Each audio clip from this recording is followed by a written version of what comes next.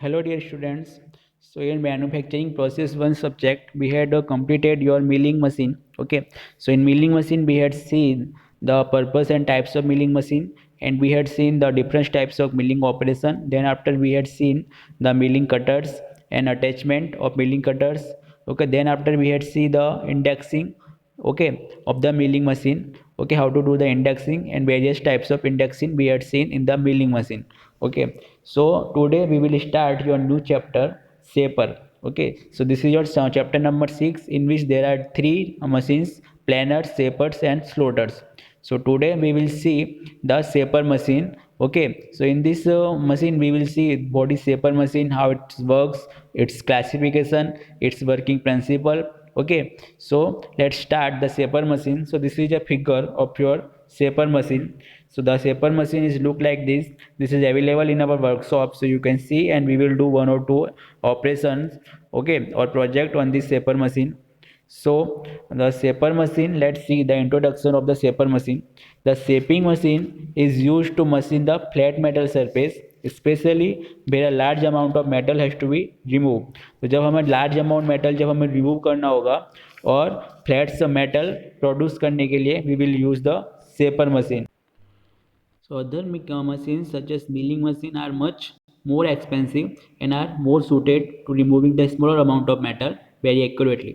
तो milling machine का भी यूज़ करेंगे हम जब हमें small amount of metal remove करना होगा, तो हम यूज़ करेंगे milling machine. But when we have to remove the large amount of metals, then we will use the shaper machine.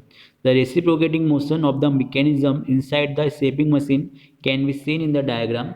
So this is your reciprocating motion. Reciprocating means what?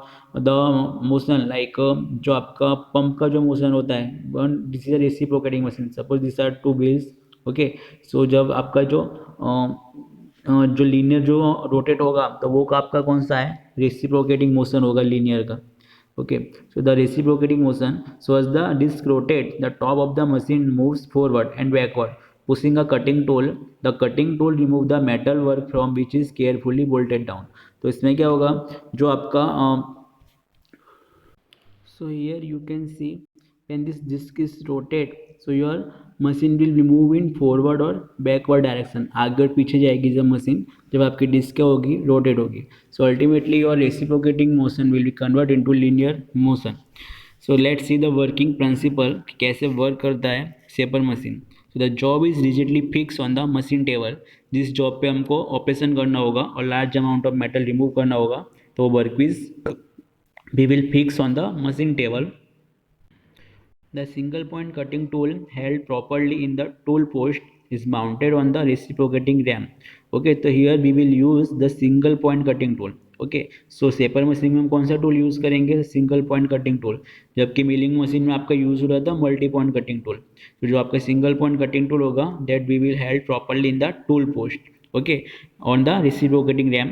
The reciprocating motion of the ram is obtained by the quick return motion mechanism. Okay, तो जो आपका reciprocating motion जो मिलेगा RAM को, वो कैसे मिलेगा हमको? क्विक रिटर्न मैकेनिज्म से. So quick return mechanism normally आपका जो हैंड पंप होता है वहाँ पे आपका यूज़ होता है क्विक रिटर्न मैकेनिज्म. ओके, सो जैसे कि हम हेड पंप को जब उसका जो हाथ होता है उसको हम जब ऊपर और नीचे करेंगे तो आपका पानी निकलेगा, तो मतलब क्या, जो आपका रोटरी मोशन होगा वो आपका लीनियर मोशन में कन्वर्ट होगा. तो सेम आपका जो यहाँ पे रेसिप्रोकेटिंग मोशन जो हो रहा है रैम की, वो कहाँ से मिलेगी हमको? क्विक रिटर्न मैकेनिज्म से ऑब्टेन होगी. So as the ram reciprocate, the tool cuts the material during its forward stroke. Okay, ram का आपका रेसिप्रोकेटिंग मोशन होगा और जो आपका मटेरियल जो कट होगा वो कैसे होगा? आपका लीनियरली कट होगा फॉरवर्ड स्ट्रोक में. So during the return there is no cutting action and this stock is called the idle stock. So जब आपका जो मटेरियल जो कट होगा वो कब होगा? जब आपका फॉरवर्ड स्टॉक होगा तभी. तो जब आपका रैम रेसिप्रोकेट होगा और जो आपका टूल मटेरियल को कट करेगा, तो वो कौन से स्टॉक में कट करेगा? फॉरवर्ड स्टॉक में. जब आपका टूल आगे जाएगा तभी वो कट करेगा. जब रिवर्स होगा आपका टूल तब वो कट नहीं करेगा, इसलिए उसको क्या बोलेंगे? आइडल स्टॉक बोलेंगे. So the forward and the return stocks constitute one operating cycle of the shaper. So जब आपका फॉरवर्ड और रिटर्न दोनों स्टॉक होंगे तब आपका खाली एक साइकिल माना जाएगा, क्योंकि खाली आपका फॉरवर्ड स्टॉक में ही मेटल कट हो रहा है. So your forward stock and return stock, और फॉरवर्ड और backward stock is your call your one operation. Okay, तो आपका वन ऑपरेशन होगा फॉरवर्ड और रिटर्न में। अगर आपका रिटर्न में भी मटेरियल कट होता तो दो ऑपरेशन एक साथ होते, फॉरवर्ड में एक और रिटर्न में एक, बट यहाँ पे आपका क्या हो रहा है, खाली फॉरवर्ड में ही मेटल कट हो रहा है। So here forward plus return stroke will makes one operating cycle of the shaper. Now let's see the classification of the shaper. So classification, so there are mainly two types of shaper, horizontal shaper and vertical shaper. सो दो types हैं आपके shaper की, first one horizontal and vertical shaper. तो horizontal shaper और vertical shaper आपका classification होगा according to the position and travel of the ram. Okay, जो आपकी रैम की जो ट्रैवल होगी, पोजीशन होगी, उसके हिसाब से आपका क्लासीफाई होगा सेपर मशीन का हॉरिजेंटल और वर्टिकल में। और हॉरिजेंटल के वापस दो टाइप हैं आपके, प्लेन सेपर और यूनिवर्सल सेपर। ये आपका क्लासिफिकेशन होगा according to the design of the table. Okay, table के डिजाइन पे से आपका क्लासिफिकेशन होगा हॉरिजॉन्टल टेबल में, हॉरिजॉन्टल सेपर में प्लेन सेपर है या फिर यूनिवर्सल टेपर है। सेकंड है आपका crank shaper, gear shaper and hydraulic shaper. तो ये आपका क्लासिफिकेशन होगा according to the types of the mechanism used for giving the reciprocating motion to the ram. Okay, जो रैम को हम रेसिप्रोकेटिंग मोशन दे रहे हैं तो किस मैकेनिज्म का यूज करके उसको रेसिप्रोकेटिंग मोशन दे रहे हैं, उस हिसाब से आपके तीन क्लासिफिकेशन होंगे। Okay, crank shaper, gear shaper and hydraulic shaper. So both shaper depending upon whether the ram and the cutting tool reciprocate in the horizontal plane or in the vertical plane। जैसे कि मैंने आपको बताया कि आपका जो cutting tool होगा, okay, वो आपका वर्टिकल में होगा या आपका हॉरिजॉन्टल प्लेन में होगा, और उसकी मोशन के हिसाब से आपके क्लासिफिकेशन होंगे सेपर मशीन के। Now let's see the crank shaper. So crank shaper are most commonly use a rocker arm operated by the crank pin from the main driving gears give the ram of the crank shaper a back and forth motion. Back और forth मतलब क्या, आगे और पीछे का motion, तो उसको क्या बोलेंगे हम, रेसिप्रोकेटिंग मोशन। ओके,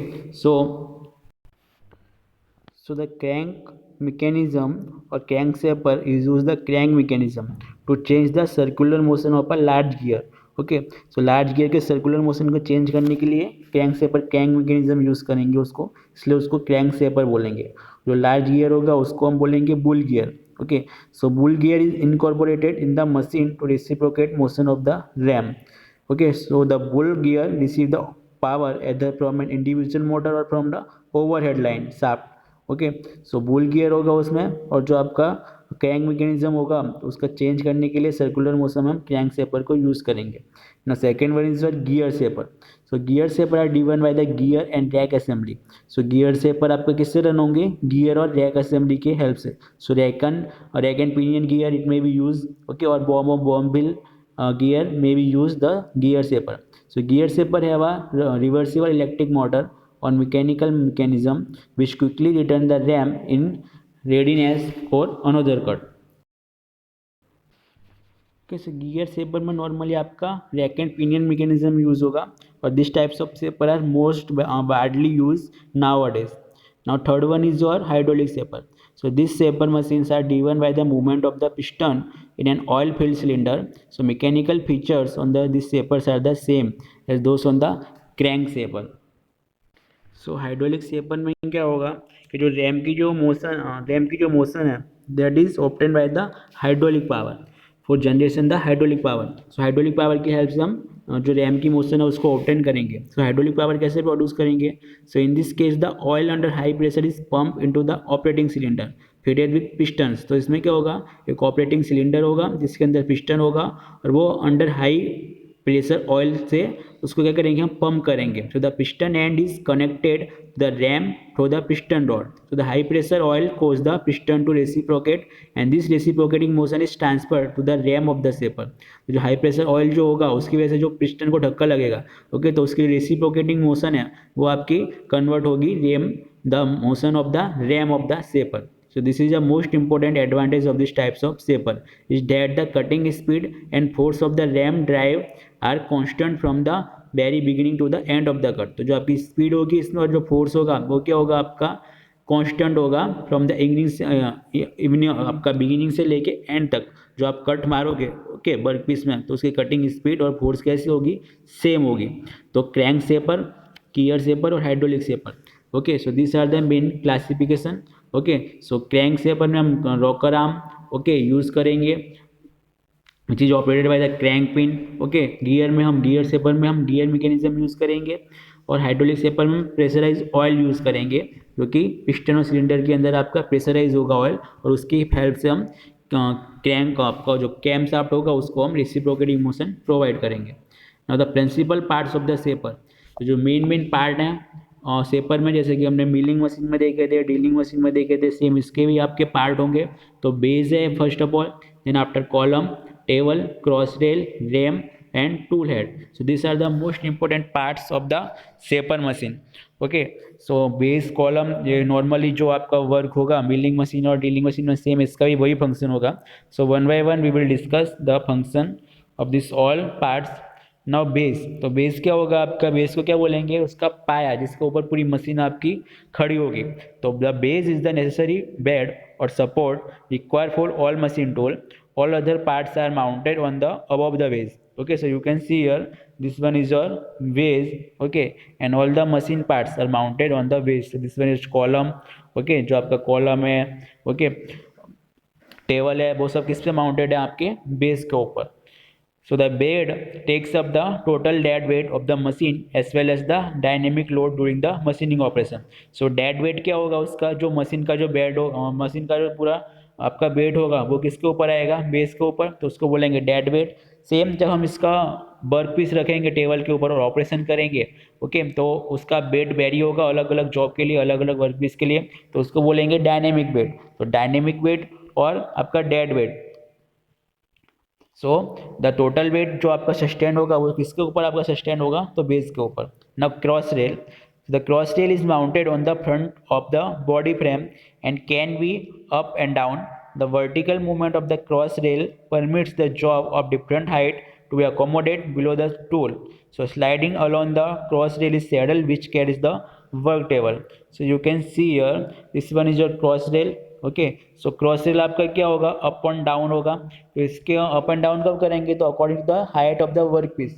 सो इसके हिसाब से हम क्रॉस रेल के हिसाब से वर्क पीस को एडजस्ट कर सकते हैं।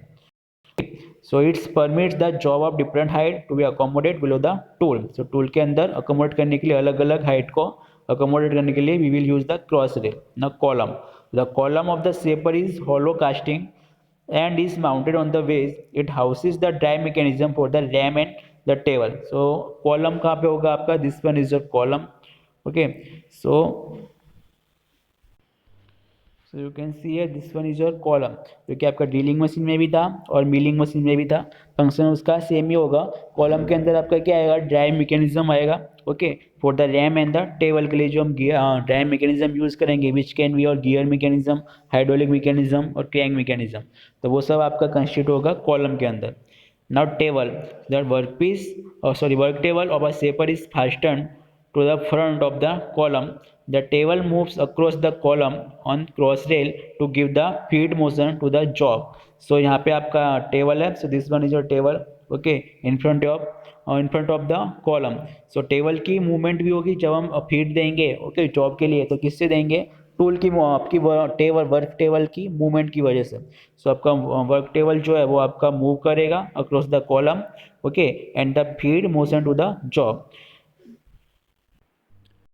The ram carries the tool's head at its front end and travel in the guideways to give the straight line reciprocating motion to the tool.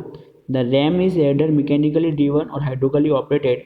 A single point tool is fastened in the tool post. So you can see here this one is your ram. Okay, ये आपका RAM है। Okay, so RAM का आपका most ऑफली basic function क्या होगा, सो RAM जो है वो आपका रेसिप्रोकेटिंग पार्ट होगा, ओके, सेपर मशीन का, okay, which reciprocate on the guide way. तो ram will be reciprocate on the guide way and which provide above the column. So column के ऊपर आपका रैम प्रोवाइडेड है और वो आपका रेसिप्रोकेटिंग पार्ट है। Okay, so ram is connected to the reciprocating mechanism contained within the column. Okay, so this one is your ram. Now next one is your tool head. So what is tool head, so normally आपका tool head के अंदर क्या होगा, आपका जो tool होगा single point cutting tool, वो held होगा उसके अंदर। ओके, सो नेम से सजेस्ट होता है। So this hold the cutting tool and is fasten to the front of the ram. The tool is held in the tool holder और tool post similar to the lathe tool post. The tool post and the tool block feet slungly in the clapper box and is hinged to the upper edge. Okay, so tool head का mainly आपका function क्या होगा? So it's hold the tool and it's provide the vertical and angular feed movement to the tool. और उसका दूसरा एक work है कि it's allow the tool to have an automatic relief during its return stroke. जब आपका return stroke होगा, okay, जैसे कि हमको पता है कि फॉरवर्ड स्ट्रोक जब होगा तभी आपका कट होगा, मेटल कट, और जबकि रिटर्न स्ट्रोक में क्या होगा, आपका वो आइडल स्ट्रोक होगा, वहाँ पे कोई कटिंग नहीं होगा। वो क्या करेगा? ऑटोमेटिक रिलीफ प्रोवाइड करेगा ड्यूरिंग द रिटर्न स्ट्रोक पे। Okay, so this is a function of the tool head. Okay, now next one is your mechanism of shaper machine. So quick return mechanism है, okay, as we know. So this quick return mechanism we will discuss in the next lecture. So today आज हम इतना ही रखते हैं। हम discuss किया आपका shaper machine start किया हमने। शेपर मशीन क्या है, उसका वर्किंग प्रिंसिपल देखा, इंट्रोडक्शन देखा और शेपर मशीन की पिक देखी। सो this one is your real shaper machine, okay, and its working principle and the various parts of the shaper machine we have discussed today. Okay, in the next lecture we will discuss about the mechanism of shaper machine. Okay, जैसे कि मैंने already आपको बता चुका हूँ कि जो आपका पंप होता है, ओके, पंप आपका कौन सा वर्क करता है? आपका quick return mechanism working principle के ऊपर ही वर्क करता है। तो सेम उसका वर्किंग प्रिंसिपल है और मैकेनिज्म है quick return mechanism. So that we will discuss in the next lecture. So I hope you understand this shaper machine. Okay, what is shaper machine and the its working principle. So thanks for watching this video.